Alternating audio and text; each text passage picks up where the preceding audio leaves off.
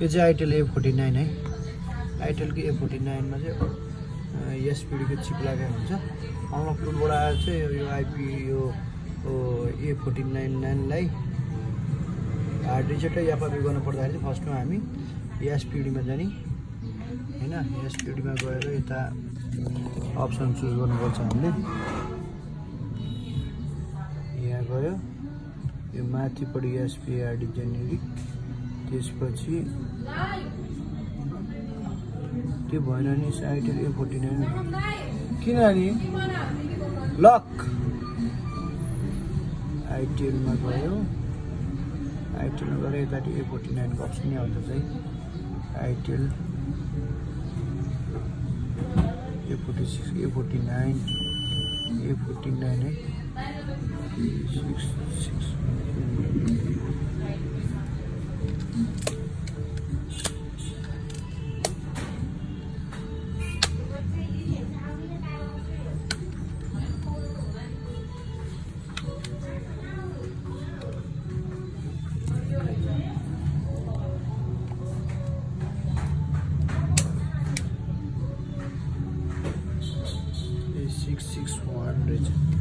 A661 यसको model चाहिँ Itel A49 A661 भन्ने मोडल चुज गर्यो। अनि हामीले यहाँ फर्मेट गर्नु पर्यो है।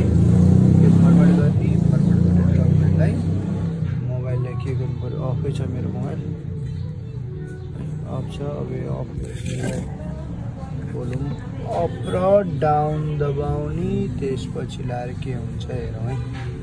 फर्मेटमा क्लिक गर्यो देखाएन पोर्ट देखाएन नट सपोर्टेड भन्यो। किन त्यस्तो भन्यो मलाई पनि थाहा छैन। हेरौँ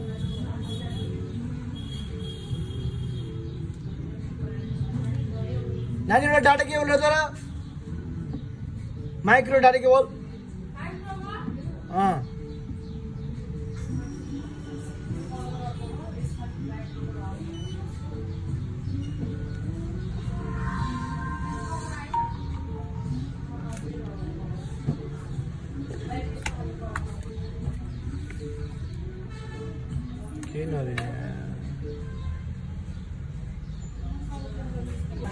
भोल्युम अप र यो मोबाइल अन छ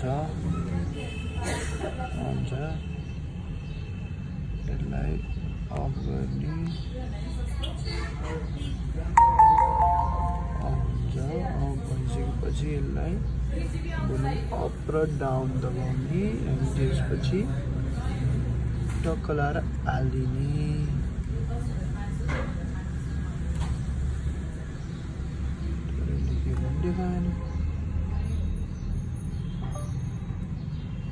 देखायो त्यहाँ के भन्छ हेरौँ अथ सेन्डिङ अथ ल यति भएपछि ल एफआरबी पनि गयो है।